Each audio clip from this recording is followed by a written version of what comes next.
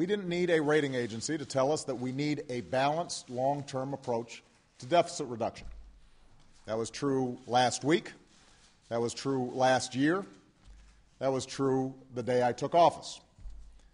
And we didn't need a rating agency to tell us that the gridlock in Washington over the last several months has not been constructive, to say the least. We knew from the outset that a prolonged debate over the debt ceiling, a debate where the threat of default was used as a bargaining chip, could do enormous damage to our economy and the world's. But here's the good news.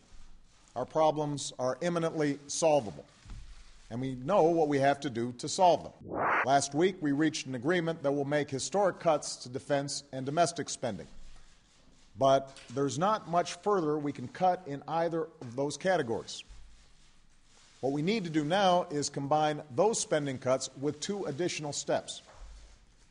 Tax reform that will ask those who can afford it to pay their fair share, and modest adjustments to health care programs like Medicare. Making these reforms doesn't require any radical steps.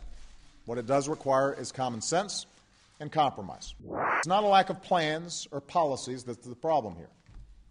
It's a lack of political will in Washington. It's the insistence on drawing lines in the sand, a refusal to put what's best for the country ahead of self-interest or party or ideology. And that's what we need to change.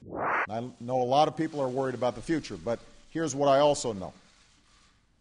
There will always be economic factors that we can't control.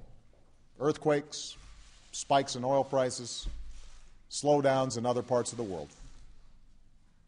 But how we respond to those tests, that's entirely up to us.